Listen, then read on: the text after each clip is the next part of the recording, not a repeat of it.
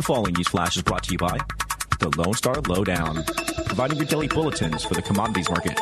Today in history, news updates, and the inside scoop into the tides of the alternative. Markets for Wednesday, March 9th, 2016 are currently trading with gold at $1,252.65 an ounce, silver $15.29 an ounce, Texas crude $36.50 a barrel, and Bitcoin is currently sitting at about 411 U.S. currency. Today in history, the year 1961, the first animal safely returned from space after completing one full orbit around the Earth in Sputnik 9. A doggy named Chernushka, or Blackie, returned from the heavens. Today in history. In recent news, Tayrod Pugh, a U.S. Air Force veteran, was found guilty today of attempting to join the Islamic State. After a week-long trial at a Brooklyn federal court, a jury found Tayrod guilty of attempting to provide material support to ISIS and guilty of obstruction for destroying 4 e-storage drives after his detention in Turkey. Pugh is set to be sentenced in September. Pugh's defense lawyer is arguing that all he did was express repugnant views about the Islamic State on Facebook and watch dozens of the group's recruitment videos, and that he was only traveling to Turkey to find work, not to become a jihadist. However, prosecutors are presenting a letter he apparently drafted to his Egyptian wife, which was found on his laptop, in which he vowed to fight for Islam. When detained in Istanbul, he apparently had a black face mask, a map depicting Islamic State's strongholds in Syria, and a chart of the border crossings between Turkey and Syria. Pugh served as an avionics specialist in the Air Force from 1986 to 1990, and later worked as an Army contractor in Iraq from 2009 to 2010. Toyota recently showed off a new device that could dramatically assist the visually impaired to better navigate their surroundings. Called Project Blade, an informational device to bridge the gap between a cane or a guide dog. Toyota has been testing various prototypes of the wearable device with individuals from the visually impaired community for the past 3 years, and though the details of the project were released this week, no official timeline has been set for the release. The automaker plans incorporating mapping, object identification, and facial mapping technologies into Blade in the future. Doug Moore, manager of Partner Robotics at Toyota, told ABC that Toyota is thinking about quality of life for individuals and how to impact society. The Lone Star Lowdown is currently looking to fill some ad space. If you have a product or service you'd like to advertise with us, feel free to give me a call at 210-363-2257. This is Rick Rohde with your Lowdown for March 9th, 2016.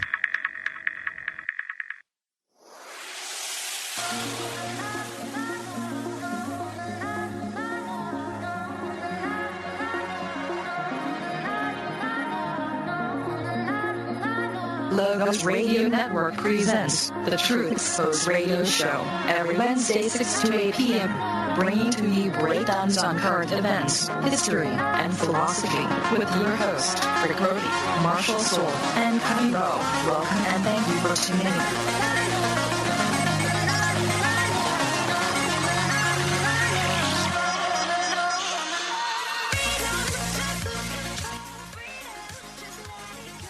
Welcome, ladies and gentlemen, Truth Exposed Radio here. This lovely 9th of this lovely March month of this 16th year of 2000. We are live. Rick Rohde here. Cuddy Rowe. Marshall Soul. And got that new intro for you folks out there. Yes, sir. Yes, sir. Gonna slowly revamp, all the intro music and everything on here. Try to keep it lively and up to date for y'all. It's been 2 years. It's time to time to get out there a little bit more. So, but everybody's been working hard, so it's really hard to keep up with everything when there's, you got your head spinning with day-to-day life and trying to keep up with the news and everything else, so. Trying to avoid the new world order. Yes, sir. Yes, sir. The delusions. And, everyone's got to work twice as hard when your money's worth twice as less, so. That's the truth. Yeah. Got to up the hustle, so. So hopefully you've been hustling. Hopefully you've had a good week of grind and, good weekend with the fam whenever your time of rest is with the fam and time for yourself, expanding your mind and getting out there and kind of pursuing your dreams, whatever they may be. Hopefully you're on that path. And we have quite a show lined up, quite a bit of information as far as what we've been breaking down. We've been philosophically laying out where we stand, what our foundations are as libertarians, as consistent libertarians, which inevitably leads us towards a stateless society. Yeah, definitely. I mean, what does it take? 6 months, a year or something? It all comes down to self-ownership. When you own yourself, you have to be responsible for yourself and your actions. Yeah, definitely. And where do your rights even come from, and where do they start and where do they end? And we have all these concrete positions on things, and it's funny how politics is all about illusions, all about confusion, all about just being very vague about things and calling things rights or calling things evils and not explaining, well, what is your definition, first of all, of a right or an evil and a good thing, right? I mean, God define that before you can, what's freedom, right? What is the definition of freedom? Define that first before you start calling this country a free one. Yeah. Yeah, that's funny. It just reminded me of on the way here, driving by and seeing that Liberty Tax place, and it says Liberty Tax. It's like, oh, isn't that an oxymoron? You know, how do you? It's like, I wonder if you go in there and you tell those people, you know, hey, do you know your sign says freedom and then it says theft right under it? Like, do you? Yeah, understand? one of those words is not being serious. It's facetious. It's one of those words that's just there for the giggles. Exactly. Like rub it in your face. Yeah, definitely. Yeah. So maybe a liberty tax that was like a voluntarily paid thing for the roads or something. I don't know. Yeah. For the bureaucrats, you know, got to handouts for the bureaucrats or whatever, you know. But start a charity, you know. You got to once the market takes over. But anyway, ladies and gentlemen, we have been breaking down the philosophy, and with all this political hype that everyone seems to be getting into, we know most listeners of talk radio tend to be self-described conservatives, self-described right-wing folk. Nothing wrong with the ideals, essentially, with what they're trying to get at. There may be some confusion there as to what, you know, what are you trying to conserve exactly, and right wing, left wing, what political spectrum are you pointing to? We're given specific definitions of things. People tend to deviate a little bit from what they actually think. You know, more people find themselves leaning towards more libertarian than they realize. Otherwise, they're just, you know, they're believers of full tyranny or full of themselves or have their own little issues. Because if you break down the questions right to them, they'll always go, you know, libertarian. Mostly. But some, you know, they appeal to the feels sometimes. I mean, I've seen them, you know, think certain things should be illegal just because they don't choose to do them. And we definitely discussed a lot of those when it came to self-ownership of your body, of your personhood. There's a lot of things that people can do to themselves or with each other that other people may not agree with. A lot of things we don't condone, but we still believe that someone has the right to do. Why? Because it's obvious. It's personal freedom. It's pretty much like a personal contract between those two people that decide to do whatever they want to do. Or that one person, whoever they want to do to themselves, you know? Yeah, but I mean, how is it obvious? Well, I mean, yeah, right. I mean, essentially, you don't control them. You can't control them. So you don't have a claim to them. So, you know, keep your mittens off of them. Yeah. You know? Bugger off. But of course, there's opinions, and of course, there's good advice. People that care about other people. Of course, you know, if a family, relative, or friend is going down a path of self-destruction of some sort, you know, you don't want your friend or your mom becoming a heroin addict or something like that. Sort, you know, getting hooked on prescription meds or something. Yeah, I forget how the quote goes, but yeah, a man is surely a fool, right, if he destroys himself with vices, right? But he's not free if he's not allowed to do so. Yeah, pretty much. And then, you know, it pretty much comes down to, you know, family coming in and trying to interject, or, you know, close friends to come and interject when somebody's on the wrong path. Intervention. Yes, sir. Yeah, and ostracization sometimes, you know. Society will ostracize you, and you know, you will learn one way or another, you know, proper ways to conduct yourself. It's pretty much like unspoken, you know, courtesies of the South. The Wild Wild West, baby. There's a reason we're polite down here, you know. Which wasn't so wild. I mean, there's plenty of graphs, plenty of articles, plenty of studies already done. Oh yeah, it was just overemphasized, and they like blew things out of proportion, saying how wild the West was. Yeah, I mean, the rate of homicide per head per cap was not, you know, as high as it. No, these are all dramatizations. Yeah. A lot of people had to respect everybody unless they wanted to die over something silly. I mean, you weren't gonna, you know, go into the bar and talk a bunch of smack and then outside have to go out and duel it out. You know, like, a lot of people would rather not do that. You know, I mean, they either, you know, fight, take it outside, something along those lines. But also, people conducted themselves a lot more respectful of manner. Well, because of that too, as well. I mean, if you're only going to take, you know, use a certain force, you know, against other force. In other words, you know, I mean, hard head makes a soft ass, you know. I mean, people kept their words. You know, there was a lot more integrity back when, you know, it's just that culture has degraded society to the point where we are today. And it's a completely different world, man. 1984, George Orwell, eat your heart out, you know. Oh yeah, really. Yeah, no doubt. And, you know, discussing these things, these positions that were you know, self-ownership, where rights come from, all the rights that are inherent because you do on yourself, and how obvious this is really with the scriptures, how plain it is with the scriptures. I mean, if everyone's going to be judged for what they do, right, good or bad, well, that kind of tells you there. I mean, right? I mean, they're kind of responsible for what they're doing, and who are you to force them to do anything otherwise, to restrict them from doing something, unless, of course, there's a victim involved, at which point, you know. Then comes in justice, then comes in restitution, obviously. And there are people, right? There are philosophies that even go as far as to not even claim for such justice and restitution. A pacifist, for example, would say, hey, this guy stole from me. I'm not going to seek any retribution, whatever. He took my car at gunpoint or whatever. I'm not going to seek the authorities or not going to. That's their calling, like I don't know, somebody that, Well, yeah, it's the same. People like that out there. It's the same thing we've talked about before. Is if someone wants to be, if it's their choice, they want to be bound and shackled and whipped, because they're into that thing. I mean, that's their choice, right? So.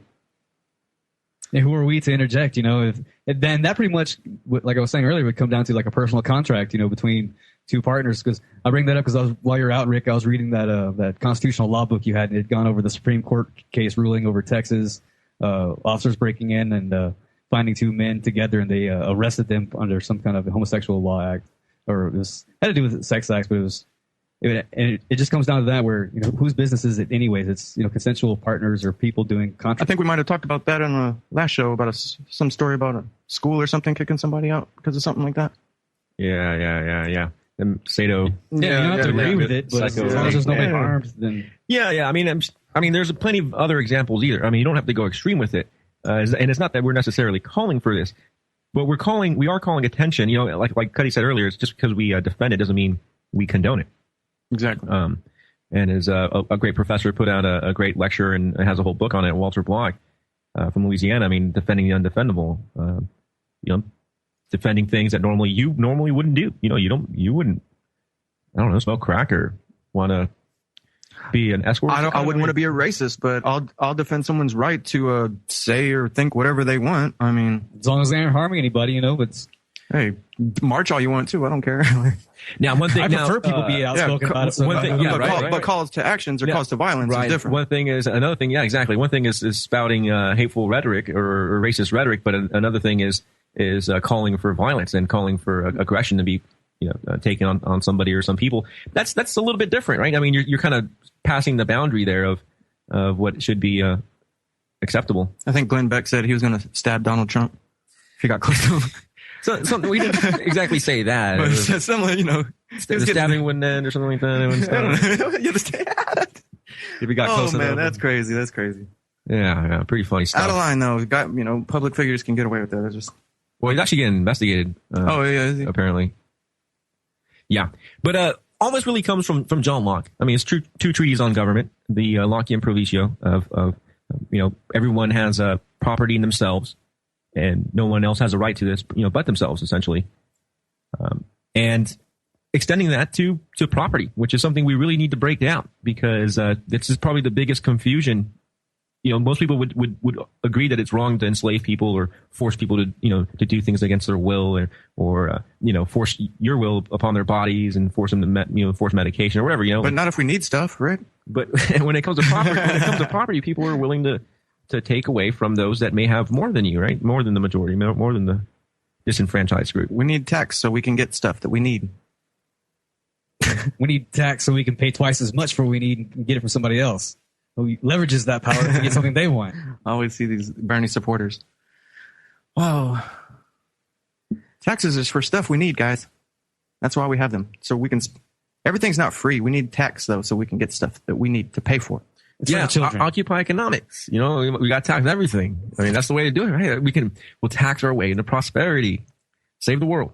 Yeah, it's like, why can't you just keep your money and spend it how you see fit? Well, people are evil, Cud. They'll be buying, 10 PS4s and just who cares about their health care? Yeah.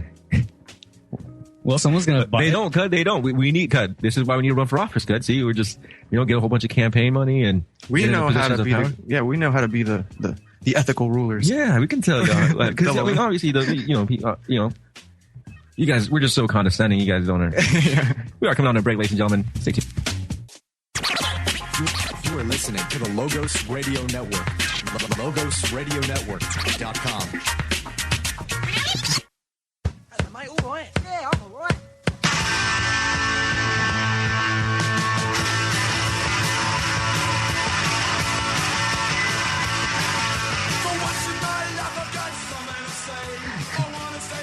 Welcome back, ladies and gentlemen. Truth Exposed Radio right here on the Logos Radio Network.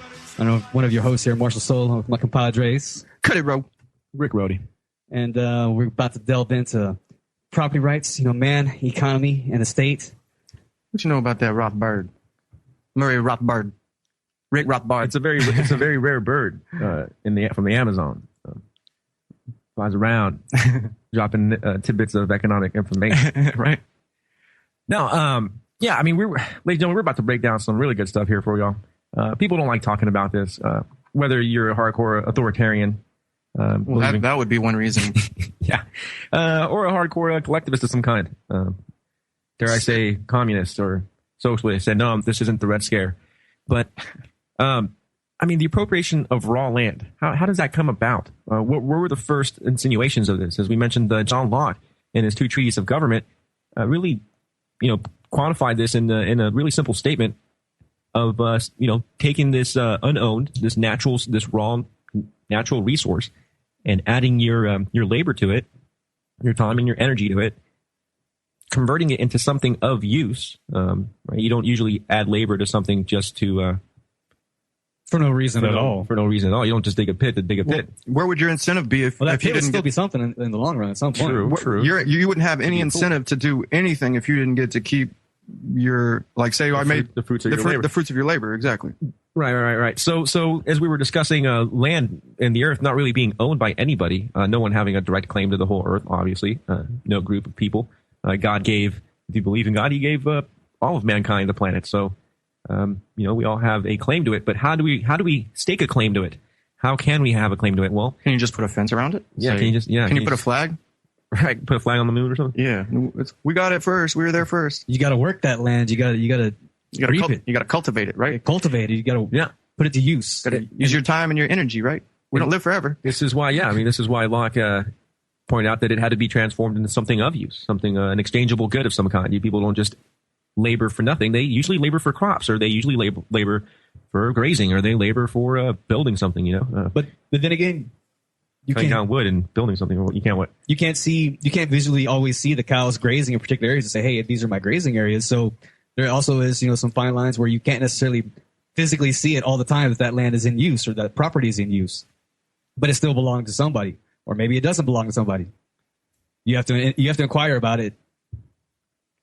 Yeah, and that's definitely a fine line there, a kind of a hazy line, and we'll see if Rothbard here breaks it down further, really gets into it, because by this time around 1960s, this is way beyond John Locke, so yeah, we're definitely hanging out post-Lockean time. So we're going to see how Rothbard approaches the concern of the appropriation of raw land. This is in Chapter 2 of Man, Economy, and State, in the section of Chapter 2 being direct exchange, and then Section 12, the appropriation of raw land. So it starts by saying that basically we've stated above that the origin of all property is ultimately traceable to the appropriation of unused nature, given factor by a man, and is mixing his labor with this natural factor to produce a capital good or a consumer's good. There you go, right there. You got to be producing a capital good or a consumer good. Though those things are also vague to some degrees, because consumer good may very well be a park that people want to stroll through and it be as minimally altered as possible. Right. Or natural resort of some kind. Or like I was saying earlier, grazing areas, people somewhere that somebody works by having cows over there. Maybe they're harvesting grass over there. Maybe they're collecting dirt and digging holes and taking grass out and putting rock in there in its place. But also, the neighbors maybe have the fence to keep their animals from grazing over onto whatever they've got. Maybe they're cultivating something, and there's all kinds of different ways to determine which side of the fence or back in the day, they would just make the observations from the stars and put markers in the ground, little stones to set the place of trying to set markers for where property lines would be. Oh yeah, and things can be mutually agreed upon, I guess, amongst neighbors and stuff, depending on. And then you got your border disputes. Well, there's always disputes with finite resources, right? So, what's the best way of finding a way to claim finite resources? What's that old one? The old dispute, the Hatfields and the McCoys. I was thinking the same thing. I just didn't say it. Yeah, that's a lot of people try to use that and say, well, what are you going to do then? They sorted it out, didn't they? I'm sure by now, if not, one of them's dead or something.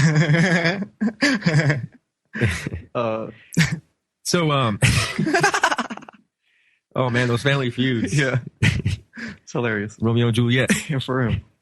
The LeCues and the LePews or whatever. Koresh and the ATF. The Jennas and the. Hold on, man. what's his name? Jeebus, Kanye West, the Westicas. Oh man, gotta have some fun. Yeah. So it's got to be produced into some kind of consumer good or capital good, which makes sense, right? I mean, you can't just fence a big plot of land and claim that is yours, because what capital good or consumer good are you essentially providing at that moment? He goes on to say that for when we trace back through gifts and through exchanges, we must reach a man and an unowned natural resource. In a free society, any piece of nature that has never been used is unowned, and is subject to a man's ownership through his first use or mixing of his labor with this resource. How will an individual's title to the nature-given factor be determined? If Columbus lands on a new continent, it is legitimate for him to proclaim all of the continent his own, or even that sector, as far as the eye can see? Question. Clearly, this would not be the case in a free society. That when we were postulating, right, Columbus or Crusoe would have to use the land to cultivate it in some way before it could be asserted in any way that it's owned by him. The cultivation does not have to involve necessarily tilling the soil, although this is one possible form of cultivation. If the natural resource is land, he may clear it for a house or a pasture, or care for some of the plots of timber, right, cutting down some of the trees. If there's more land, then it can be used by a limited labor supply at a time. Then the usual land must simply remain unowned until a first user arrives at the scene. And here we get an important point right there. There's got to be, I would argue, right? I mean, really, if we're talking ethically here and philosophically, I would argue that you would have to do something to the land, right? Either cut down a tree or plant some trees, or like you were saying, build a house or build a building on it that you're using for something. In order to claim it as yours, I mean, you can't just start claiming big chunks of land. So not if I'm just hunting the animals that are on that area, I couldn't lay claim because I'm producing commercially if I'm hunting an area there. Well, maybe you'd have to raise. What would they do? Like, how you'd maybe build a fence. Raise. We're getting back to the fence though. Well, hold on. Like, well, you have to alter it enough, right? So, like, you'll cut down some of the trees, or maybe plant some trees. Let's say a certain amount of land is not going to sustain this amount of animals, but you've got to bring in feed and other things to make them flourish. In other words, to farm animals, maybe. Yeah, or you build an obstacle course for it and say, "Hey, look, I'm working the land for the I build an obstacle course for the animals." So an obstacle course, a golf course? No, well, you can claim that too. But then again, what about a park? Who's to define what commercial use is? Well, what do you mean? Well, at some point, somebody in some higher power come in and say, "This is not. We don't deem that commercially viable."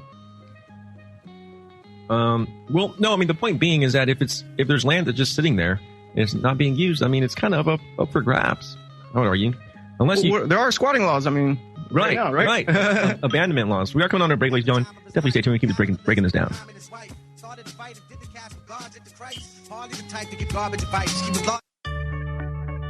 The Soviets were known for interrogating people in back rooms. Those days may be past, but they gave rise to some high-tech tools being used by Russian companies today. I'm Dr. Catherine Albrecht, and I'll be back with details.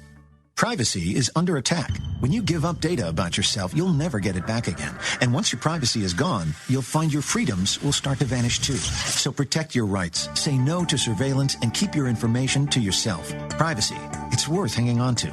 This public service announcement is brought to you by StartPage.com, the private search engine alternative to Google, Yahoo, and Bing. Start over with StartPage. Back in the Cold War days, Agent 007 might have been seduced into giving up his secrets to a hot Russian spy. But fast forward a few decades, and today he might be fessing up to a cold-hearted machine, an ATM machine to be exact. The Russian bank Sberbank is rolling out a high-tech ATM machine that uses 3D facial recognition, a passport scanner, and voice analysis. The machine asks questions like, do you have a job, or do you have unpaid bills? Then a lie detector evaluates the customer's voice for nervousness. Creepily, the voice analysis was developed using recordings of people undergoing police interrogations. I'm Dr. Catherine Albrecht. More news and information at CatherineAlbrecht.com.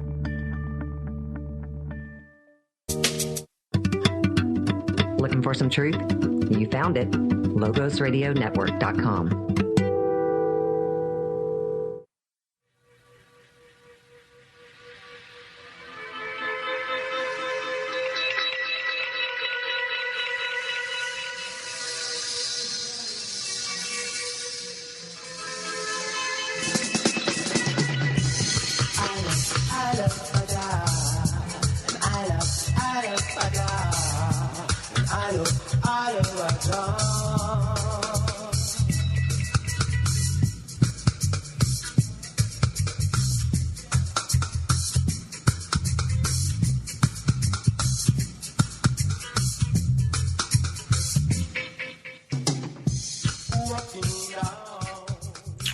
And we are back live. This is Truth Exposed here on the Logos Radio Network.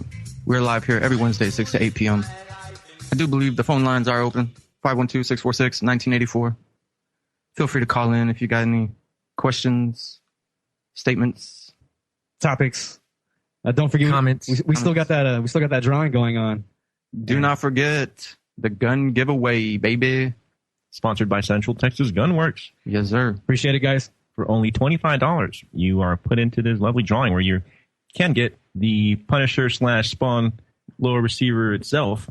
Yeah, awesome. And we're that second prize Taurus Curve, that sleek pistol, perfect for concealed carry. Yep.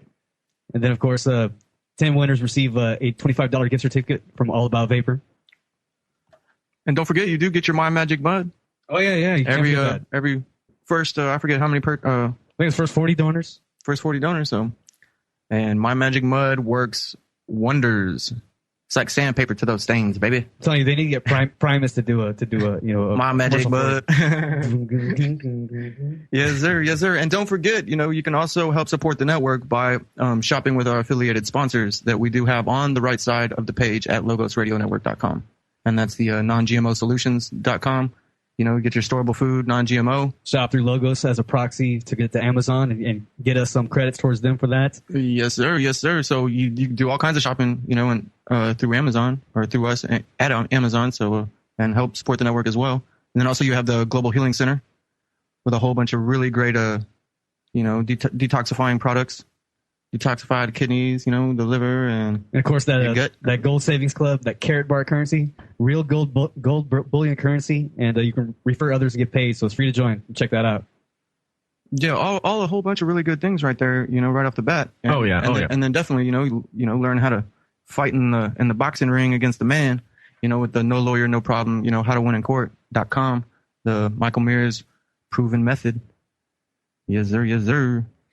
Yeah, and this, ladies and gentlemen, this drawing, just a reminder, this is to keep the transmission going for the next year here. So, this is the, you got to have an annual drawing, annual giveaway, does cost resources, and obviously to keep such a we got to spill some milk to get the kiddies to come. Such a project going. Yeah, such a project running. So, do appreciate you guys supporting, because it is in the end the listeners that keep Logos on the airwaves. So, do appreciate it. And, definitely check out logosradionetwork.com for all the details on that.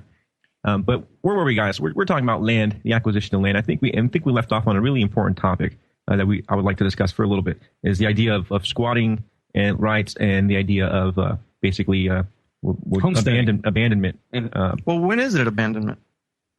Right. So some people have vacation homes. Right. So they paid for the house. They paid for the, and then I'm sure they upkeep. There's upkeep in that. Yeah, of course. So you can't just go to some place and be like, hey, this is mine now. You always got homeowners associations that make you keep your grass tidy and stuff. So true. Yes. And there's those fees sometimes you constantly. Yeah, so Pedro and Juan are getting a little pricier too. Yeah. So there's all kinds of other contracts involved, possibly for someone to just say they're going to go in and stake a claim on somebody else's property. No, yeah, totally. There's got to be so taking the squatting, right. For instance, someone's hasn't paid their homeowner's dues and hasn't been upkeeping, and all of a sudden, yeah, you got a squatter. The squatter starts the gutters are hanging off, and they repossess your home. Someone could. People do all the time. Well, what if the squatter goes to the house and starts maintaining it, and mowing the lawn and cleaning the gutters and paying the water bill and all that? Well, there's also that's also a two-way street. You can't go to someone's house and then just start fixing it and then send them a bill. Well, right. Well, and really to get back to where we were at, the squatting. We were talking about land, land essentially, not a house at the moment, but land just out in nature where someone ends up leaving their farm and not taking care of the farm, and it's just overgrown and all this. And granted, now and if you have a they've building got family, they're not going to just leave it, and they're going to go in. And now if you have a building on it. And granted, if you planted certain trees or if you tilled certain soil and it's still, pretty much tilled, I would argue that's probably still yours. But if if it has to be completely unused and it's just you're claimed just by legal government document, I would argue, I mean, there's a good example of squatting, like someone that's just squatting on a piece of land that's just raw, that's just raw nature. Whether it's owned by the state or owned by some private entity, is that hurting anybody? Is that aggressing on someone's property?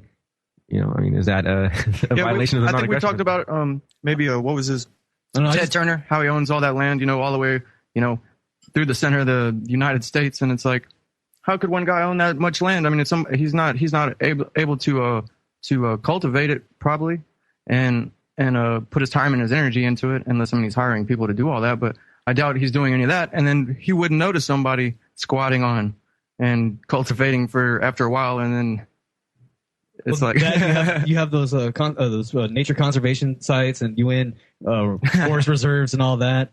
We're assuming none of this is there, or we're who owns that? I mean, can't someone just go in there? How did they get it? How does government get land? Yeah, how does a fictional? Who do they buy it? Who do they buy it from? Maintain land. Who did they buy it from? Who transformed it? I don't know. Ain't nobody on there transforming it. Yeah, but somehow they own it. And then they sell it to you. Oh, they rent it to you. And after you stop paying your rent tax, and they take it back. I guess because they defend it, right? They claim that's it. It's the force. That force may be with you. Yeah, you never truly own your house. You're always paying a tax for it.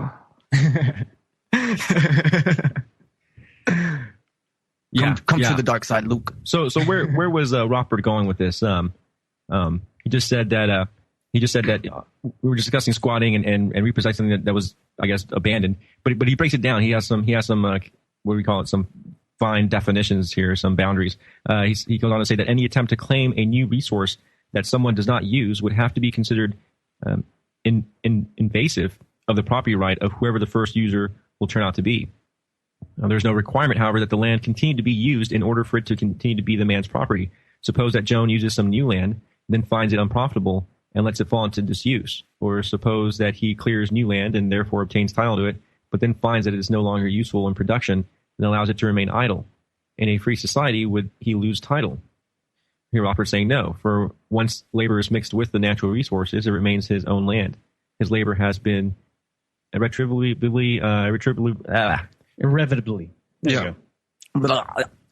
Yeah, for surely mixed with the land, and the land is therefore his assigns in perpetuity. He usually sees in later chapters that we'll see in later chapters that this question whether or not labor has been mixed with the land is irrelevant to its market price or capital value. Well, that's getting on another point. And this is a really hardcore breakdown of all this, but so obviously like a house, right? Like he's saying here, he's giving an example. You build something on a piece of land and you're not using it, or you had a farm and that section of that area of the acre isn't good for farming now. That you can move on and you still have a claim to that, the original claim. So easy.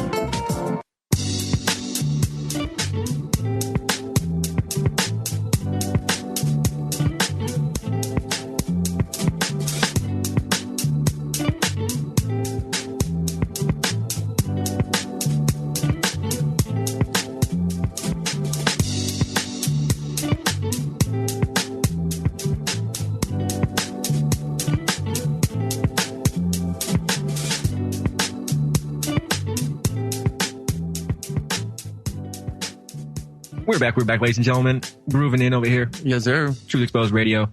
And sorry for kind of leaving y'all in suspense there last segment. We're coming from a lot of different positions here, and we really want to be... Well, we're exploring the ideas on air, kind of hashing it out back and forth, having a little... Where are the areas? Where do they lie? And where's the gray areas? And what needs to be kind of a... Question, what needs to be addressed, researched. Definitely.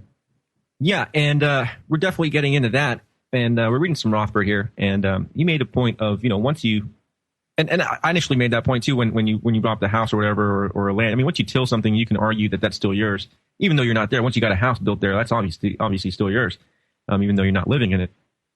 It still took time, effort, and resources, and that would be someone stealing. Yeah, but it has to be transformed into a consumer good or something that's actually being used. I mean, it has a market value in the sense that dirt from, I don't know. You can't just stake a claim and say dirt's useful and it could be sold or something just because people sell dirt. Yeah, I don't know. That'd be kind of a stretch. Yeah. So people have rock quarries, and that's different. They have to actually Don't you use just break up rocks and like move huge the rocks machines and cranes and stuff to dig a giant hole. Backhoes and yeah. And then they have to build a fence around to make sure nobody falls into the hole, because then there'll be liability purposes. Yeah. So I mean, there's definitely ways to transform things that would be seen as they're nothing, but they're transformed into a use. And you'd have to have dump trucks and all kinds of things to haul, and just like a cement place. I mean, they're taking things that are, straight out of the ground or whatever, mixing them together, and they've got cement now. So yeah, they've transformed nature into something useful. Yeah, and I mean, I guess you can cement, a whole acre and claim that as yours. But what would be the purpose of doing that? You would have just wasted a bunch of cement. And looked silly anyway. Like, what would that be? See something? Okay, you have to do something with it. There's that. Why would what would you do with it? There'd be a huge amount of waste and time and effort, and resource wasted just to claim something. So you might as well, make something useful than just try to build a slab. People go with demand, right? If it's slab, maybe it's a skateboard park. Put some ramps on there or something. I don't know. But yeah, you'd have to transform it. And then it would be a waste, Well, yeah, and that gets in the here in this in the Rothbard's breakdown. It's probably getting the catalytics or the setting of prices of supply and demand, essentially the market. And with the exchange of goods and all this, in the market society, in any property society, what we're talking about here, and once people can own property in any society where there's property rights, you're going to have the market and the exchange of property. At which point, you got catalytics going into the equation, but at which point you also have consumers deciding where everything goes, where the market goes. People don't just lay down an acre of slab of concrete unless they have plans before that to do something that they know there's already a huge demand for, building a big I don't know. Well, or like I've seen someone just build a wall and a set of stairs, right up to it, like a retaining wall. And, it was on the basis of, taking the land and making it transformable to build a house on it, where otherwise without the retaining wall, it wasn't easy to build a house. So like something like that, they took time and effort to make it transformable of use for another use, basically. Yeah, well, yeah, for sure. And so let's just keep breaking this down as far as let's see where because you got a great quote here coming up. Mr. Wolowski and Levis Jewers. I'll call him Wolowski. Yeah. Nature has been appropriated by him, man or woman, right, for his use. She has become his own. She is his property, the nature, right? This is probably some old school writing here. This property is legitimate. It constitutes a right as sacred for man as is the free exchange of his faculties, right? There we go, contract. The free exchange of your time and energy and talents. It is his because it has become entirely from himself. It has come entirely from himself, and it is in no way anything but an emanation from his being. Before him, there was scarcely anything but matter. Since him and by him, there is interchangeable wealth. There's another key point, right? Market goods. The producer has left a fragment of his own person in the thing, which has thus become valuable, and may hence be regarded as a prolongation of the faculties of man acting upon external nature. As a free being, he belongs to himself. Now, the cause, that is to say, the productive force, is himself. The effect, that is to say, the wealth produced, is still himself. Who shall dare contest his title of ownership so clearly marked by the seal of his personality? Whoa. Heavy words, right? Pretty neat. It's like Shakespeare gone economics or something. Yeah, that's real. That's cool. And that really brought, the way it was worded, this one brought a lot of intellectual property into the equation, right? Because whoa, now don't go there. Yeah. But just the way it was worded, but nonetheless, very true when it comes to physical property.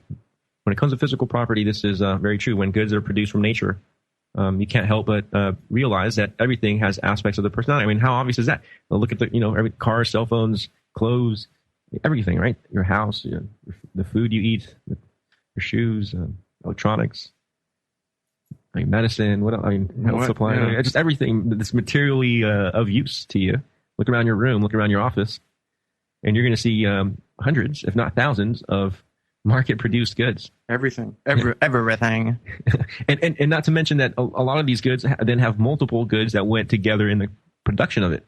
Unless you went out into the wild and made the product yourself out there in the wild using everything out within the nature. It was a market good. I pencil, right? Well, and even if it was, well, yeah. I mean, you have to make the tools from the nature itself, yourself. The first they had to make a tool to cut down the tree. And even then, once you make a tool, then it's already a market good, even though it's just you. And no, it hasn't been partaking of the market. How many market tools, good yet until it gets into the exchange? How many things? It already did. How many did go into the exchange? Yeah. You exchange time and energy. Yeah, they can't steal that from you into creating that. Yeah. But it doesn't hit the market until I offer to sell it or somebody tries to buy it from me. No, well, that's the market. That's the market. It hit human action. Yeah. That's the market's choice or the people's choice, whether, and then you decide to change your human action to keep doing, producing stuff that no one wants. But like the pencil, the eye pencil, I mean, where the eraser comes from is one area of the planet, where the tin comes from that makes a little part around the eraser comes from another part, where the wood comes from is another part, and where the graphite, and then all the machines it took to make it, all the people it took to make it, and then they had to put it to package it, and then they had to put it on a truck. Someone had to make every part of the truck. They carried it, and all the thousands of other things, and someone had to make the man or woman driving the truck. And really, to rewind it, and Marshall, it's not to pick on you or anything like that, but this is really, you bring up a really, this conversation brought up a really important point, is that this is what separates essentially Austrian econ from the other schools of economics, is the rewinding of all choices back to that one individual that chose to give up time and energy in order to do something. You took a risk and you sacrificed time and energy in order to build tools, which you were taking the entrepreneurial risk to, either was going to succeed or not. And you may have, that meant time, instead of hunting and collecting food. So whether you lost, you still own it, right? You own that loss. So yeah, you own that loss, and yeah, it's not market in the typical sense, but it is a praxeological, it was an economic good. Because in the end, I mean, they could easily go to sell to market, and if someone already made the choice to pay time, energy, and effort, and talent, and sacrifice, and risk to produce. People invent and produce things all the time, and we see them, not last, the market. And sometimes they're hit and miss. Yep, as seen on TV. Yes, sir, on every all those shopping networks and all that. Yeah. So let's see where else this goes, because this is getting pretty. The vacuum haircut. Ooh. The Trumpster. Some critics, especially the Henry Georges, assert that while a man or his assigns may be entitled to the produce of his own labor or anything exchanged for it, he is not entitled to an original nature-given factor, a gift of nature. He's not entitled into a nature-given factor. So just a tree, just that no one planted. A pecan tree. I mean, sure, you can cut it down, I suppose, but to put a fence around that tree and be like, I'm harvesting the nuts or the fruits off that tree. Well, you messed up, kind of. You can, but you can't restrict others from doing the same, unless I'm building something around it. Right, confining it within a home, or a building, or yeah. I mean, there's so many things. Building a tree house in it. So many points, so many things, but my rope swing, my ropes. And of course, people will automatically think, well, this is very primitivist. Why would we want to go back to such a civilization? Well, with today's society and with the market and how advanced we are, people aren't going to put in effort into building mines and building these big, factories unless there's some kind of, financial backing, some kind of insurance. Hey, man, back in the caveman days, 1 + 1 still equal 2. Hey. That's true, but that's not what this is. I mean, we're going basic. Well, it is basic. The analogies may be pretty basic here, but the concepts can be applied in any age. That's for sure. Common Core wasn't around back then. They're working on it. Time travel, baby. The Vatican got that. We're coming on to a break here at Truth Exposed. Stay tuned.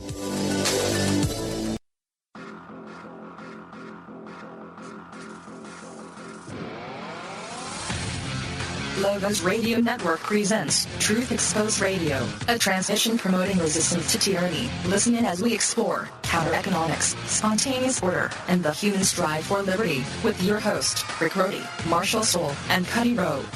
And now, Truth Exposed Radio.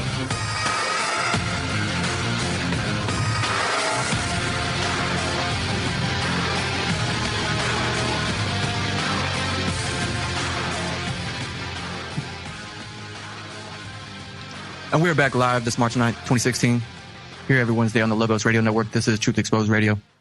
I'm one of your hosts, Cuddy Rowe. Marshall Soul. Rick Rody. And we were just breaking down this property.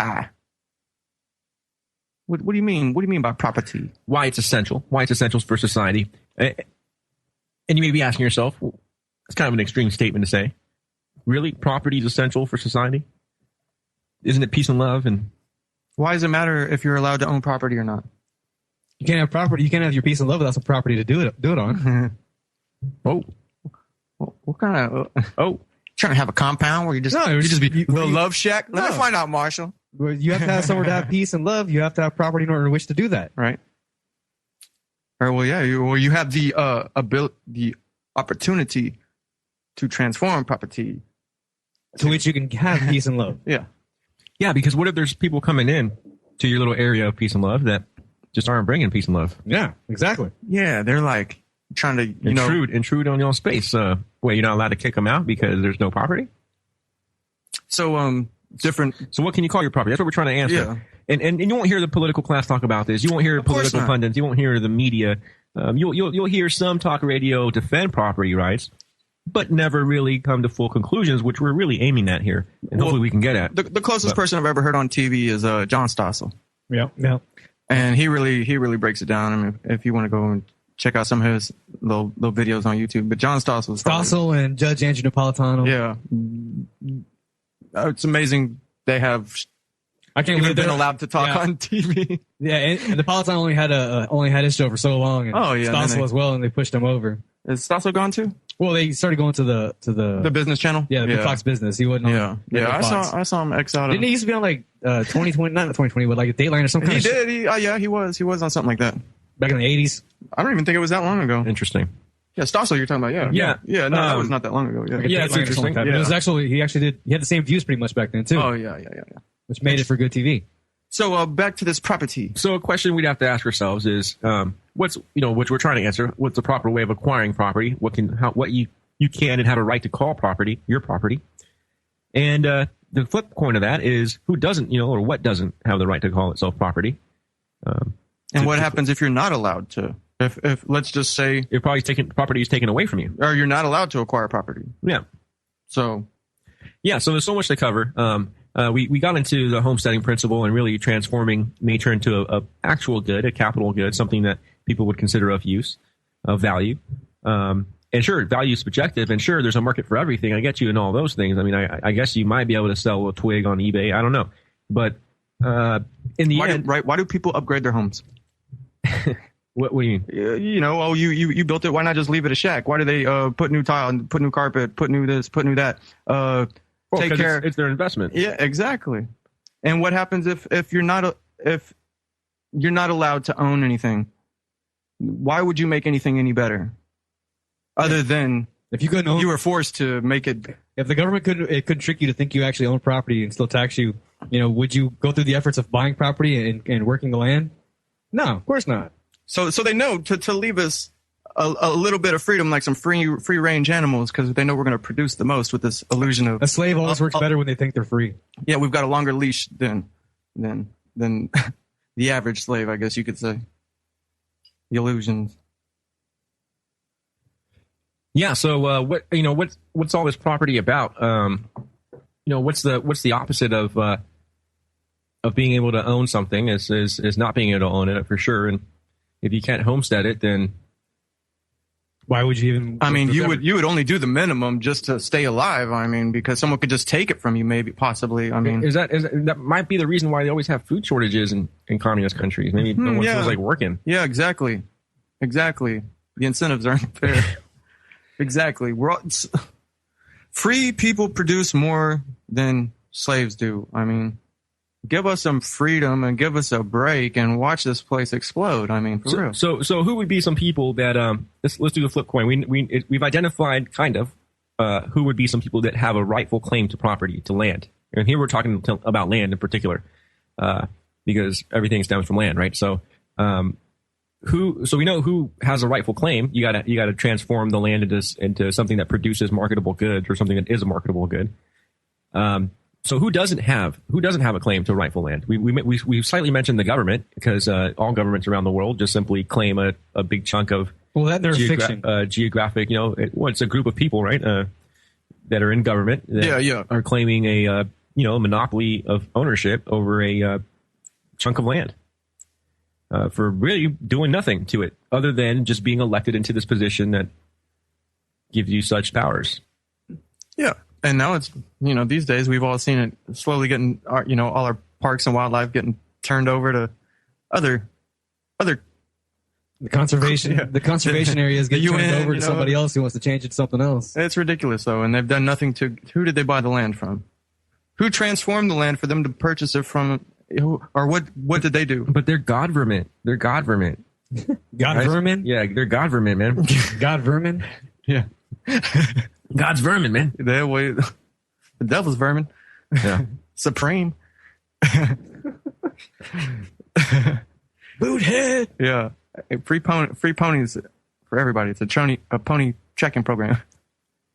Pony identification program. Everyone must have their pony at all times. So yeah. I mean, it's government is extremely arbitrary, and to say they own anything is completely arbitrary, because who are they and what did they do? Well, they're just merely representatives for illegal fiction. And then even then, if they did transform it, they took the taxpayers' money. They stole money from us and paid someone else to do it. Technically, that's not theirs. No, it is the person who wields the writes the check. And so, they have these old things called public property. But that's taxpayer funded and maintained. So and we go there and we try to say something and speak out loud, and they say, free speech is on that way. No. This is Federal Reserve, so private bank. that brings up another really good point. When someone steals something from people and uses that to then make something else, that stuff is pretty much up for grabs. I mean, that ain't rightfully theirs at all. It needs to be given back to rightful owners, or to whoever may take it. Who wants to?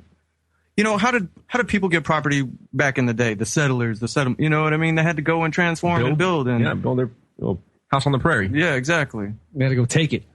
And you're not sitting there you're not going to waste all resources trying to build some fence out of some place you can't even, defend. It's silly. Yeah. Yeah. So the government is definitely one. The government is definitely one. And that one's easier to see as a libertarian. That one's easier to see that government doesn't have a rightful claim to this. But here you kind of brought another factor, Cut. What about organizations that are benefiting from taxation or benefiting from the government and are getting these grants to land, that are getting these major subsidies, by the government? Do they really? Are we living in capitalism? Are we a free market? But we're not against voluntary association and people coming together and forming a voluntary co-op. But a voluntary subsidy or something like that. Yeah. But when you take it apart, if you're stealing from everybody, from anybody or everybody, and then whatever you did with it after that it's all wrong. It doesn't matter. You stole from the first place. So those like the banker bailouts and all that. It should have been independent investors going to bail them out, not the entire American taxpayer. Yeah, and we would have seen how many would have done that. And what's interesting about that, Marshall, is that logically think about it. If investors would have actually had to put a stake into it and put, we never got that far. We actually had to like they would want some from the hair on the on the chin. They would have want some remuneration on it, some returns on it. Which means that it would have been invested in things that actually brought back production. Yes, exactly. Versus just start functioning like a business again. What money do you invest for productive purposes? Money that you earned by the sweat of your own brow, or money that was given to you? That was stolen in a it's Christmas, like the lottery. or just in a Christmas card. Christmas card money or birthday money. Look at people who win the lottery. Right. Look at 50 Cent. Yeah. Right? Versus people Kanye West. Bankrupt. Both of them going bankrupt now. Yeah. How can you go bankrupt with making so much money? Well, I'll tell you one thing is because they're not paying it. The way they get in their contracts with those, with those music businesses and everything, they're spending all the money that they're spending. They end up, the companies do. They end up owing them. So they get all this 43 million or billion or whatever, and they owe that back to them for flying them around everywhere and everything else. Yeah, you don't read that fine print. The record company will get it out of you. They're too busy listening to how much the record company made in the news headline and not paying attention to how much. And they should know better. And they should know better because the black people have been getting ripped off by the record companies ever since back in the days of blues artists. Michael Jackson always made songs about it. John Lee Hooker. This is a race thing now. John Lee Hooker couldn't even read or write, and his first couple managers were like ripping him off left and right. But they learned to read and write so they could interpret their contracts better and make better decisions. Well, yeah, any market. You want to buy a crater on the moon, you want to buy a bridge. You're a dummy for buying it. There's scam artists in the market, no doubt. But I don't know if it's racially based. There's bands or whatever. Oh, they screw everybody over. Let's not get it twisted. But definitely. Everybody. No, but yeah. This is a good example. That's just that's just the market equation where you're going to have scam artists within the market. You're going to have low quality goods posing themselves as high quality goods. I mean, that's flea market. Holla. And that's your risk. You want to buy the candy that doesn't have the. You get the fake Gucci, it might fall apart. Whatever. Hey. But was it really a Gucci? No, that's why I said fake Gucci. You get the fake Gucci, No, it might fall warranty. apart. Yeah, you spend $300 on something silly. Hopefully, it comes with a warranty, and if not, well, you're a dummy for buying it. Yeah. Whatever. That's a risk you take. It's a risk you take for paying that much for it. Yeah, and yeah, we shouldn't. No one should have to pay for someone else's ignorance, someone else's mistakes. Yeah. Well, coming on a break, ladies and gentlemen, we're going to keep talking about this. Really start wrapping up this Rothbard. So stay tuned. This is the Logos Radio Network.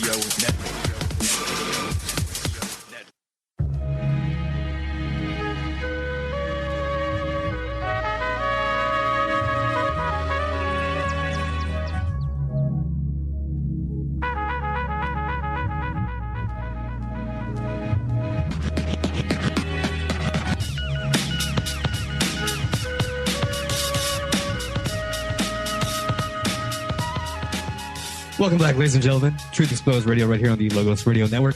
March 9th, 2016. Let's jump back in on this here property definitions and cultivating the land and breaking that down. Where does there? How do you acquire, and where does it start? Where does it end? How do you know who owns what? Yeah, and last time we were really discussing how it's easier to identify the government as being an arbitrary claim on land, on raw resources, but it's a little bit harder to see these entities that may be, highly embedded with government, highly benefited from government. Sure, they may be considered private entities.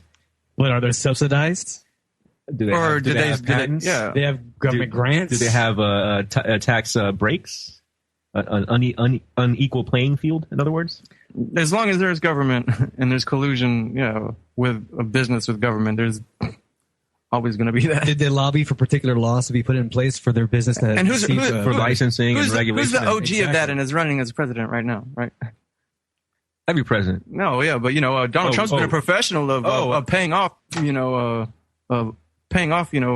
cronies, living the crony lifestyle. Yeah, before he even. That's what I don't get about the majority of the Republican base. But you know what? I didn't get them back in 2008 either, Cud. So I think we lost them a long time ago. Unfortunately. And you know what also makes me wonder is how many Democrats are voting for Trump just to get him to go against Hillary because they know it's a sure win. I mean, the only person that Hillary can beat is Trump.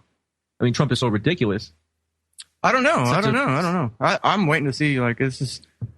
It's lollipop. Because the neocons are going to go straight for Hillary. This is pretty much like a reality TV show.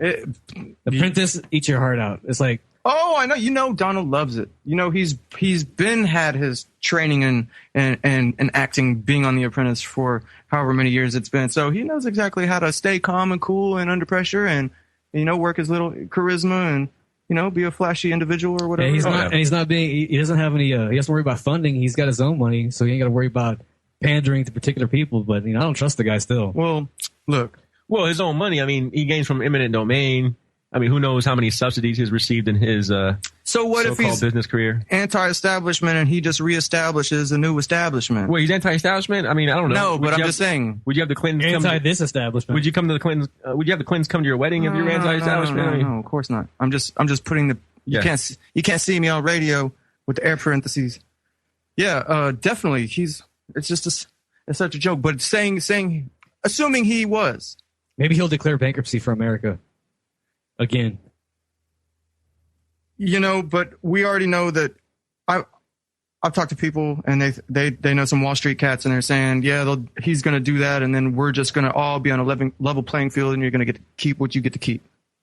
But a lot of us and a lot of the listeners here already know about Agenda 21 and all the little pieces in place, and there's all kinds of parts, and little things they're gonna come to collect, when revenues start to get low.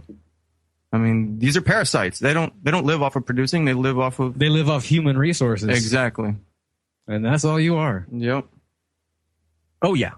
And that's what we're really trying to get at, ladies and gentlemen. Our foundational belief systems actually offer a solution in the sense that an understanding to where you know where to tread. It's a light unto your path. And we're not saying this is the word of God, but interestingly enough, the word of God does defend capitalism, does defend property rights on so many levels, self-ownership on so many levels, over and over again. I mean, it's just, that's what the whole treatise on government is. Read up on John Locke. In fact, you can just listen to the audiobook, the 2 treatises on government, and it's 11 plus hours. And so you may want to take an hour a day, to keep the sophisms away, but, socialist sophisms away, but definitely check it out. And here, we're going to go on to Rothbard, and just after he mentioned that we have no claim to things that are naturally given. So no one can just claim a mountain or just claim a tree that's just sitting there, or an animal until you domesticate it. You build a sky lift or whatever, a ski lift, right? Take me up there. Yeah, but then you ski lift. You don't own the whole mountain. You own the ski lift. Yeah, you own the tower that holds the railroad track, wire, a railroad track, yeah, or a highway. Right. You don't own the whole state, or right, just because you put a line down the middle of it. Yeah. Right. So moving on from that, here Rothbard goes on to say that for one man to appropriate the gifts is alleged to be an invasion of a common heritage that all men deserve to use equally. This is now we're going into the communist or even the governmental argument, right? That if people have a 100% claim to property, that this is this is an invasion upon the common people, upon common ownership, upon the populace. This is self-contradictory position, however. A man cannot produce anything without the cooperation of original nature-given factors, if only as a standing room. In order to produce and process any capital goods or consumer goods, therefore, he must appropriate and use an original nature-given factor. He cannot form products purely out of his labor alone. He must mix his labor with original nature-given factors, and therefore, if property, in land, or other nature-given factors is to be denied man, he cannot obtain property in the fruits of his labor. So how can we own our homes? How can we own our cars, our clothes, the food in your fridge, your refrigerator, if, rewinding all that, some entity, some person doesn't own the land which all those things were produced off of? We got to take it to its logical conclusion. If the government's going to own all the land, well, they automatically, kind of indirectly, own everything else. Yeah, pretty much. Right? If that's the way they want to define it, then yeah, it would come down to the government be the owner of everything. Government is God. I mean, doesn't everything come from the soil, from the land? Everything around us? As long as the government provided it. In the beginning, talking here. In the beginning, government said. In the beginning, there was government, and then it made God. That's what government would like you to think. Yeah, they're God, right? It became God or whatever. Yeah, I mean, that's the Tower of Nimrod all over again. The conquest of men over men. Hunting men instead of hunting game anymore. So there needs to be this combination. And this is really a crucial point. We are not spirit beings. I know we mentioned this in the last show. We're not some ghostly spirit beings that float around and don't need to sustain ourselves off of material goods. I mean, we require shelter. We require clothes. We require food. We require water. We require all these different things, including entertainment and just things that we enjoy. And it's our right to pursue those things. Right? It's a pursuit of happiness, isn't it? I've required a guitar ever since I was 12. I cannot be without one. But we're all entitled, to have our quest as long as it harm anybody else or their property, and us seeking those items. So how can we own the fruits of our time and energy, our labor, our time and energy, our stress, the sweat of our brow, our risk, everything, unless someone can own the land, right? We need to be able to own the land. And this, we're not excluding, like Cuddy said earlier, we're not excluding here and we're really trying to talk to all crowds. I mean, this is the beautiful thing about liberty, is it allows for any particular ideology to flourish within it. It's a beautiful concept. You can have sole proprietor corporations that are funded through investments, the selling of stocks, right? That are publicly funded, in other words, that are like, Kickstarters, essentially. You have the public funding your cause. Right. And asking for a return depending on how much they invest into it. You can have just a family-owned business. Well, that's not publicly funded. You can have a co-op, right? A group of individuals coming together. Yeah, coming together with mutual mind and putting their efforts and their monies together to produce a product or to have an exchange. You can have non-profit co-ops.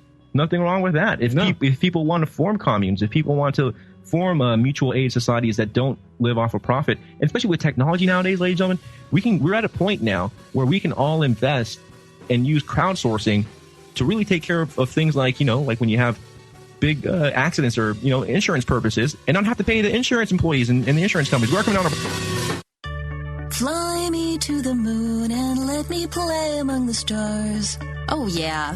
Out-of-this-world vacations may soon become a reality, and space entrepreneurs are taking reservations. I'm Dr. Catherine Albrecht, and I'll tell you more in just a moment. Your search engine is watching you, recording all your searches and creating a massive database of your personal information. That's creepy. But it doesn't have to be that way. Startpage.com is the world's most private search engine. Startpage doesn't store your IP address, make a record of your searches, or use tracking cookies, and they're third-party certified. If you don't like Big Brother spying on you, start over with Startpage. Great search results and total privacy. Startpage.com, the world's most private search engine. Would you like to spend your next vacation in space? That day may be coming. 8 private spaceship airports or spaceports have already been built, and test flights are underway. Companies like Space Adventures and Virgin Galactic are pre-selling seats for space cruises designed for the regular public. Forget the $40 million price tag the Russians have been asking for rides to the space station. Suborbital cruises start at just $102,000. Take out a second mortgage, and you could be on your way. Promoters expect that space travel will eventually become routine, and prices should drop even further. Me? I love adventure, and I love a bargain. I'll send you a postcard from space. I'm Dr. Catherine Albrecht. More news and information at CatherineAlbrecht.com. About chemtrails. You're listening to the Logos Radio Network at LogosRadioNetwork.com.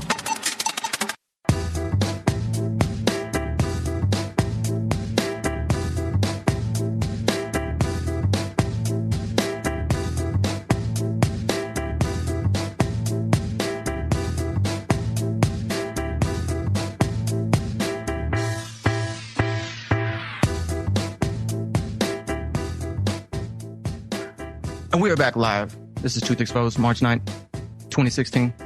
Here every Wednesday, 6 to 8 p.m. And we've just been breaking down some Rothbard, some property.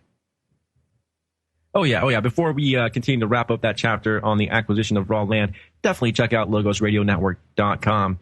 Check out the awesome drawing that we got going on, which is pretty much to keep transmissions blaring for the next year. So definitely do appreciate y'all checking it out. It's the Logo 2016 gun giveaway sponsored by Central Texas Gun Works. First prize for $25 gets you $25 gets you into the drawing, which automatically gets you a My Magic Mud jar piece, and you're in the drawing for a first prize of the Spikes Skull Lower Receiver. It looks like definitely a comic book Punisher slash dude slasher. Somebody better put some money down and get this thing, because if not, I'm going to buy all the tickets and I'm going to take all the prizes because I want that first place. I'm going to make the baddest AR-15 you ever seen in your life if I get that receiver. You better get in there. Yeah, don't forget that nice Taurus Curve, which is in the second prize. The sleek pistol meant for a concealed carry. It's not meant for your tournament shooting and sport shooting and all that. It's meant perfectly for concealed carry. And it'll even be good for your wife or your daughter or somebody, a female, you would like to, keep protected. It's got a laser on it, so they don't have to aim. Flashlight. That flashlight they can see in the dark, Instead in case they're going through the dark alley, the classic scene. Yeah. It doesn't have the iron sights to get caught on any kind of clothing if you're carrying concealed. Yeah, it comes with its own little clip where you can have it's very nice. It's very, very nice. There's that's the kind of thing I'm going to get shot with by Mossad agent or something. Definitely, but you would want your wife or your spouse to have a weapon from a Mossad agent to protect herself against some Mossad agents. My guy. Yeah. But anyway, it's a really good concealed handgun. Yeah, you gotta see it for yourself. LogosRadioNetwork.com, and I'm sure they got plenty of YouTube videos on that. There are. It's a beautiful gun. It's a outside of the box, created specifically for concealed carry. They were exactly trying to design it just for that. And I like the idea of the crosshairs on the back. Instead of giving you an iron sights, it's pretty much etched in the backside of where the slide is. You don't even need it though. It's got a laser. It's got a laser though. It's got the laser, so that's fail proof. And it's got a light on there too. So But it helps you learn how to line up that gun properly, be able to see that angle of it. You shoot it enough times, with that laser on there, you'll know where it's shooting. Makes perfect, right? Yeah, it'll be like an extension of your body. So. Definitely. And third prize, $25 gift card to All About Vapor. Definitely check them out. Hey, 10 winners get a $25 gift certificate. So yeah, that's a big third place. As I vape over here, that's a big third place. Like I won. I must have been playing. I'm beating up to it. You're coming in first place, not there. Yeah. No, but definitely check it out, guys. And again, this is to help the transmission at Logos Radio Network. To keep it bumping, to keep it pumping. So do appreciate it. And, of course, if you're looking for a little something for yourself, check out the nongmosolutions.com website. Use Logos as a code. You get 10% discount. Yeah, food. Don't forget about that, Non-GMO. using Logos as a code. I keep forgetting about that. Non-GMO, no sugars, no additives, no also dyes and preservatives. Yeah, and all also that. clear your cookies, if you before you go and click on these links and everything. Yeah, especially with the Amazon Definitely. link. Do that for every single purchase. Sometimes you got to buy multiple items, so why not just take the extra couple minutes and just buy that other item? I had to buy cookies. a double barrel squirt gun, sawed-off squirt gun, blast a cat crapping on the carpet. Nice. GHC, a great global healing center, a great resource for clearing yourself out, getting cleaned up, doing what you need to do. Check out the Gold Savings Club, real gold, real bullion currency. Yes, sir. Yes, sir. Break off them carrot bars, make it real nice and pretty. And you refer to others over there, and you can get paid. Check out that carrot bar currency. And, of course, that Michael Mira's proven method, no lawyer, no problem, howtowinatcourt.com. And be sure and check out all the other great shows in the lineup at the archives here. Of course, the flagship. Rule of Law Radio with Deborah Stevens, Randy Kells, and Eddie Craig. Oh, yeah. That's essential. It's your essentials, your essential oils. Well, it's just, it's just one way. It's one of the essential ways to keep from feeding this Leviathan that is drowning us all in tyranny. Also, as a side note, no, definitely, yeah, it's the behemoth of terror. We all want to always go out and protest and all, and then next thing you know, we get tickets, and then we're feeding the beast we're trying to fight. We're trying to fight, yeah. So it'd help if you know your rights and you know how to fight the man before he avoid riding dirty. Yeah, definitely. And if you do, you better know how to flex your rights extra. Yeah. Pump them. Pump it. Pump jam. Hold up, baby.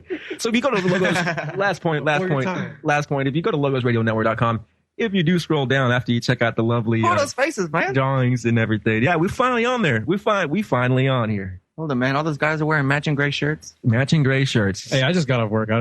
Y'all matched me. It looks like we ate a bunch of Chinese food or something. Like I'm always. You do kind of look sumo. Yeah, it's extra quinoa. Yeah. No, but we're finally on here. It's been 2 years, guys. It's been a pleasure being able to break down our experiences, our revelations, our research with you guys, and we do appreciate it so much for you guys tagging along, and especially the one and only Rich, who we got on the line right now. Brother Rich. What's up? How's it going, bro? Hey, how's it going there, fellas? You guys be cracking me up, man. I'm so for this, man.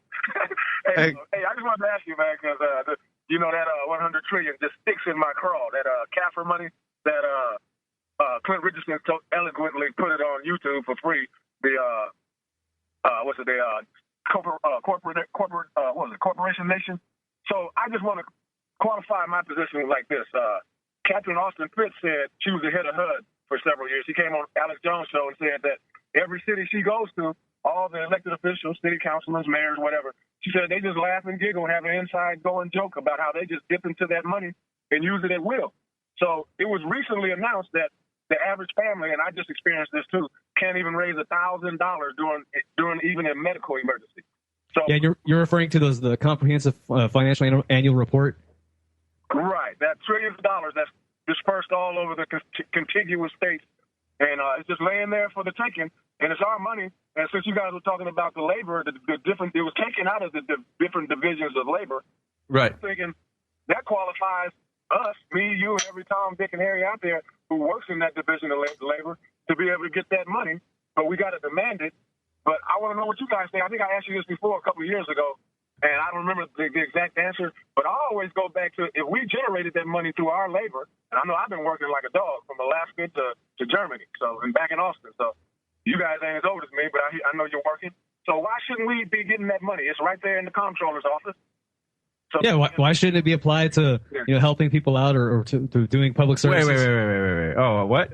How about they give it back? How about they give it back? Or going back, but how did they derive from it? They got it from taxes and investing in stocks. They know who they took from. Well, and Richard, really, you're asking. Honestly, there's two answers to your question, because there's the Christian response, and then there's the libertarian response. I mean, really, the revolutionary response, because people, once aggressed upon, you have a right to demand what was taken from you. Something that was taken illegitimately from you. You have, I would argue, the moral higher ground when it comes to political affairs. You got the moral high ground. to demand what was taken from you. When it comes to religious affairs, when it comes to the teachings of Jesus and everything, I mean, he even said, when a thief comes and takes a cloak from you, you offer them another cloak. So, there's two answers to that. I mean, there's the ultimate love and letting people know that it's wrong, but doing it anyway just because you know that they're going to get greater condemnation at the end of it, or standing up and fighting for your rights. And that's really a choice that each individual needs to take for themselves. It's a serious choice, so we do hope to reminisce on it. We're coming on a break. Stay tuned. Easy.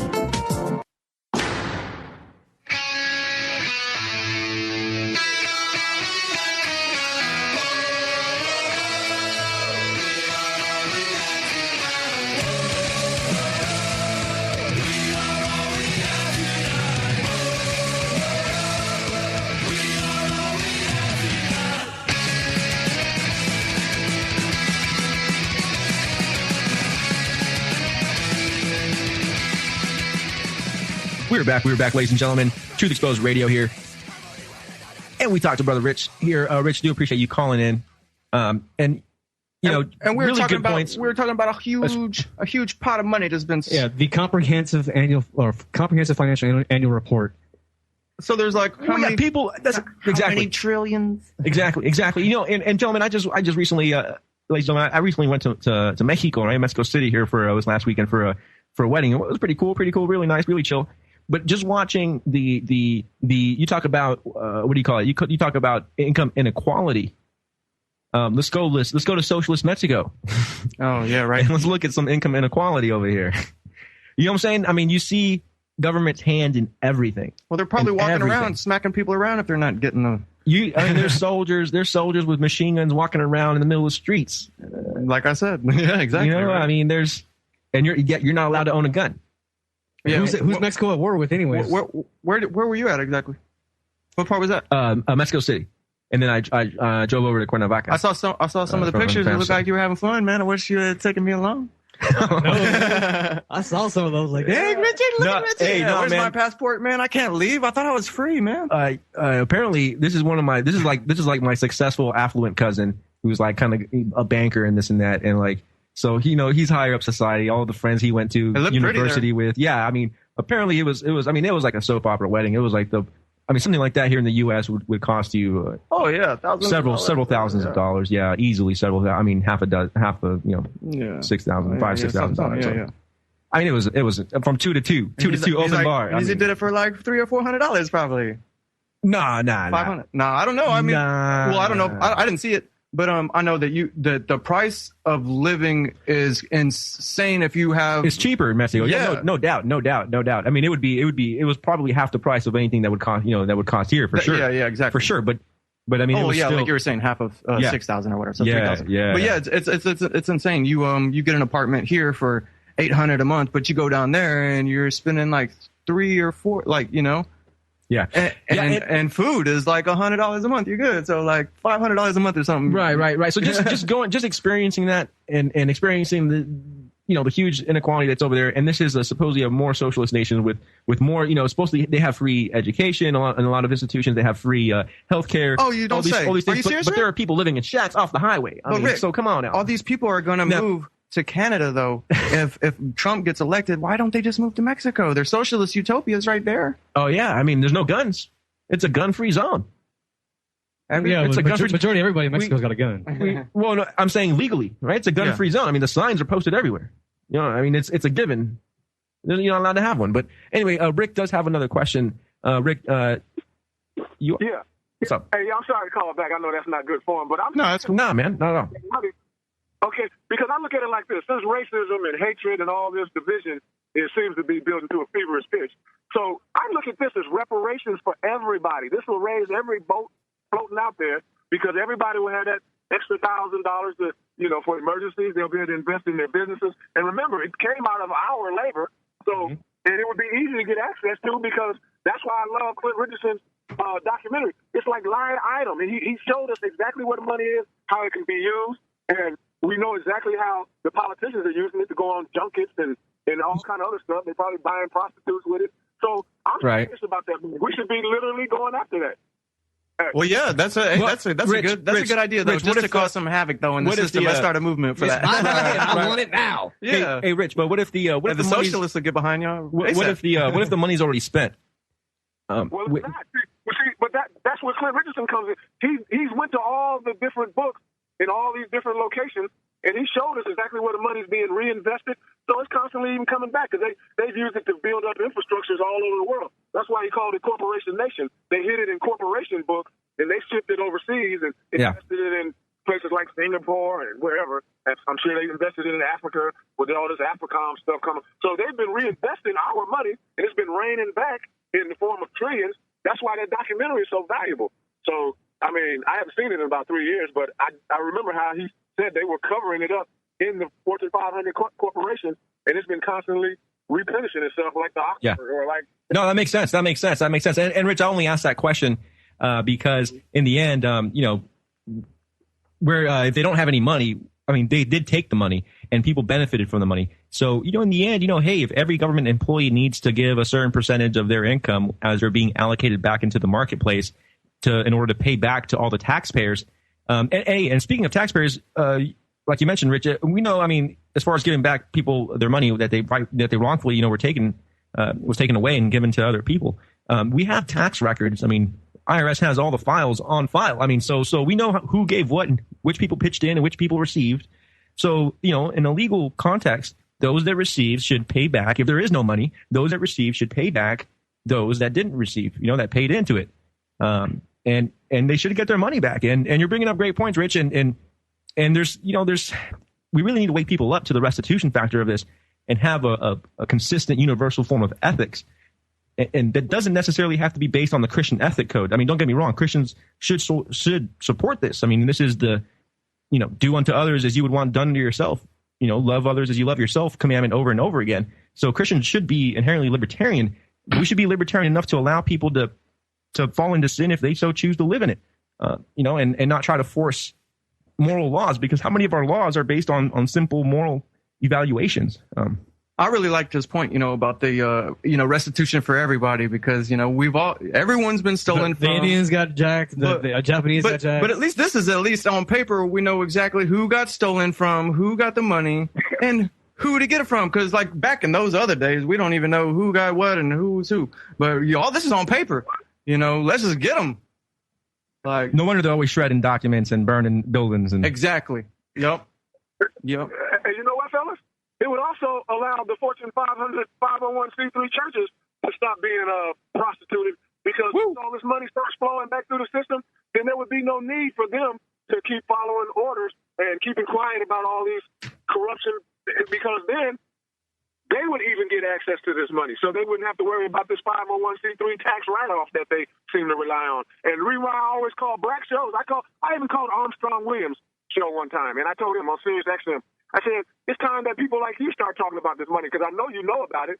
And he did admit that he knew about it live on his show. So Wow. This is the kind of stuff that would stop all the anger. It was, all the gay bashing, Jew bashing, that dissipates.